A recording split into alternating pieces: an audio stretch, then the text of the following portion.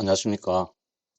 이번 시간에는 밭작물 중에서 작물 특정 및 시설 종합 위험 보장 방식 인삼 상품에 대해서 상품 내용 알아보도록 하겠습니다.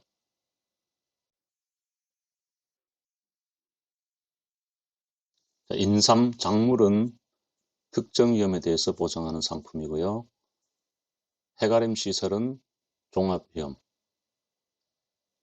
인삼에서 보장하는 재해는 태풍, 강풍, 폭설, 집중호우, 침수, 화재, 우박, 냉해, 폭염 등 특정한 위험만 보장을 합니다. 자, 태풍은 기상청에서 태풍에 대한 특보를 발령한 때 해당 지역의 바람과 비 또는 최대 순간 풍속, 초속 14m 이상의 강풍. 폭설은 기상청에서 대설에 대한 특보를 발령한 때 해당 지역의 눈 또는 24시간 신적설이 5cm 이상인 상태. 집중호우, 기상특보 지역의 비 또는 24시간 누적 강수량이 80mm 이상인 경우. 침수는 태풍이나 집중호우 등으로 인해서 인삼농지에 다량의 물이 유입되어 상면에 물이 잠긴 상태. 다량의 물이라고 하면 고랑 바닥으로부터 침수 높이가 최소 15cm 이상인 경우를 말합니다. 우박은 종합위험 우박 정의와 같고요. 냉해는 출하 및 전엽기 중에 4, 5월 중에 해당 지역의 최저기온 0.5도씨 이하의 찬 기온으로 인해서 발생하는 피해를 말하고요.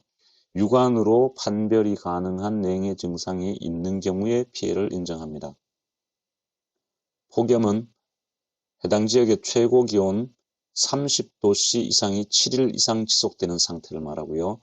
잎에 육안으로 판별이 가능한 타들어간 증상이 50% 이상이 있는 경우에 피해를 인정을 합니다. 화재는 화재로 인해서 발생하는 피해고요. 종합위험, 자연재해, 조수해, 화재 대비해서는 자연재해는 특정한 자연재해, 화재는 보장하고요. 조수해는 보장이 안 됩니다.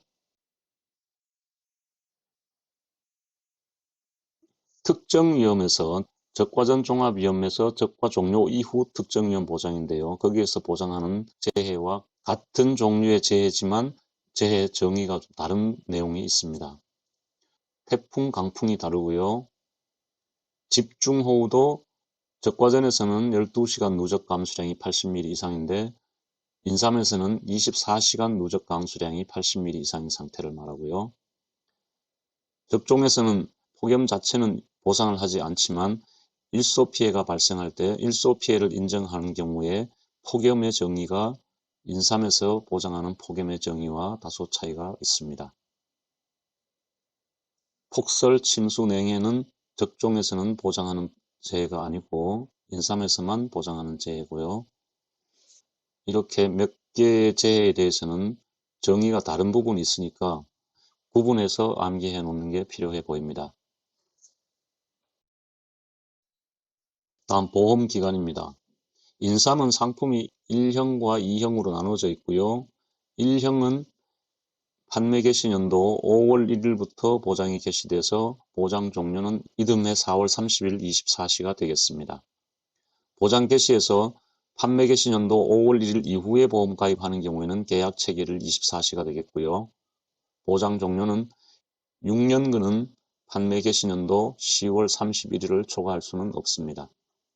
2형은 판매 개시년도 11월 1일 보장이 개시돼서 이듬해 10월 31일 24시에 보장 종료가 되겠습니다. 역시 11월 1일 이후에 보험에 가입하는 경우에는 계약 체결일 24시에 보장이 개시가 되고요. 품목별로 보험 종기 기한 인삼 1형은 4월 30일, 인삼 2형은 10월 31일이 되겠습니다. 인삼 1형의 6년근 경우에는 10월 31일이 되겠죠. 다음 보험 가입 금액입니다. 인삼은 연근별 보상가액 곱하기 재배 면적으로 보험 가입 금액을 산정을 하고요. 해가림 시설은 재조달가액에서 감가상각된 금액을 보험 가입 금액으로 합니다. 해가림 시설은 천원 단위에서 절사하고요. 인삼은 과거에는 1,000원 단위 절사가 있었지만 금년에는 1,000원 단위 절사라는 문구가 빠졌습니다. 연금별 보상가액도 과거에는 가입연도 다음 해에 연금별 보상가액을 적용을 했는데 금년에는 그런 내용들이 빠졌고요. 가입 당시 연금별 보상가액으로 보시면 되겠습니다. 해가림 시설은 제조달 가액에서 감가상각된 금액을 한다라고 했는데 그 감가상각하는 방법, 이 부분에 대해서는 시험 출제가 가능한 부분이라고 보여집니다.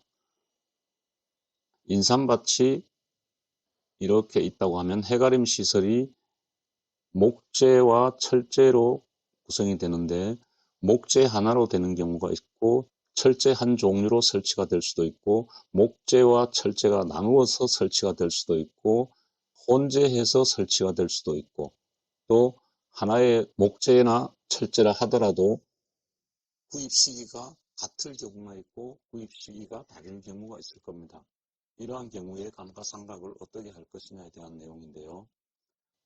기본적으로는 계약자에게 설치 시기를 고지를 받아서 해당 일자를 기초로 해서 감가상각을 합니다.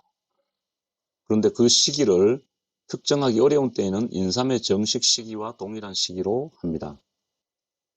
그 다음 그 구조체를 재사용해서 설치한 경우에는 해당 구조체의 최초 설치 시기를 기초로 해서 감가상각을 합니다. 거기에서 또 최초 설치 시기를 알 수 없는 경우에는 해당 구조체의 최초 구입 시기를 기준으로 상각을 합니다. 동일한 재료로 설치는 했지만 설치 시기 경과년수가 각기 다른 구조체가 상존하는 경우에는 가장 넓게 분포하는 시설, 그 시설의 설치 시기를 동일하게 적용을 하고요. 목재와 철재, 복합적으로 해가림 시설이 설치된 경우에는 재료별로 설치 구획이 나누어져 있는 경우에만 인수가 가능하고 각각의 면적만큼 구분해서 가입을 합니다. 설치 구획이 나누어 있는 경우에는 각각 그 해당되는 부분에 대해서 위의 방법으로 해서 감가상각을 처리하면 되겠죠. 다음 경년 감가율 적용 시점과 연단위 감가상각. 감가상각은 보험 가입 시점을 기준으로 적용을 하고요. 보험 가입 금액은 보험 기간 동안 동일합니다. 연단위로 감가상각을 적용하고 경과 기간이 1년 미만은 적용하지 않습니다.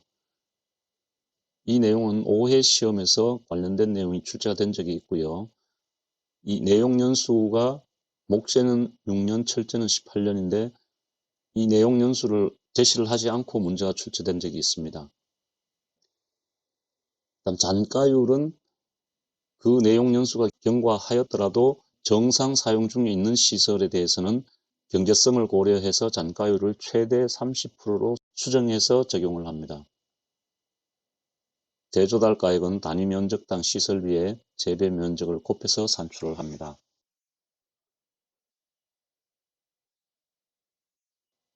다음 보험료는 공통적인 사항이 적용이 되고요. 보험금입니다. 인삼 작물에 대한 손해보장. 인삼은 보상하는 손해로 피해율이 자기부담 비율을 초과하는 경우에 보상을 하고요. 보험금은 피해율에서 자기부담 비율을 뺀 비율을 보험가입 금액과 곱해서 계산을 합니다. 여기에서 피해율은 1에서 연근별 기준 수확량분의 수확량을 빼고 거기에서 재배 면적분의 피해 면적을 곱해서 피해율을 산정을 하고요. 결국 연근별 기준 수확량 대비 감수량이라고 보시면 되겠습니다. 해가림 시설 보험금은 보상하는 손해로 손해액이 자기 부담금을 초과하는 경우에 지급을 하고요. 보험가입 금액이 보험가액과 같거나 클 때, 즉 전부보험이나 초과보험일 때는 손해액에서 자기 부담금을 뺀 금액과 보험가입 금액이나 보험가액 중 작은 금액과 비교해서 작은 금액, 보험가입 금액이 보험가액보다 작을 때, 즉 일부 보험일 때 손해액에서 자기 부담금을 빼고 그 금액에서 보험가액에 대한 보험가입 금액 비율을 곱해서 산정을 하게 되어 있습니다. 즉 비례보상을 한다는 얘기입니다.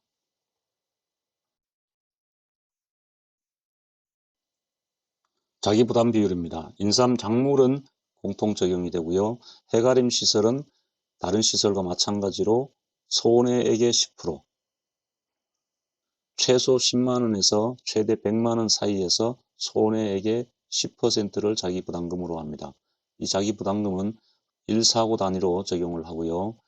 이 최저금액 해가림 시설은 10만원이고 미가림 시설과 농업용 시설, 버섯 시설에서는 최소 금액이 30만원이죠. 다르니까 체크하시기 바랍니다.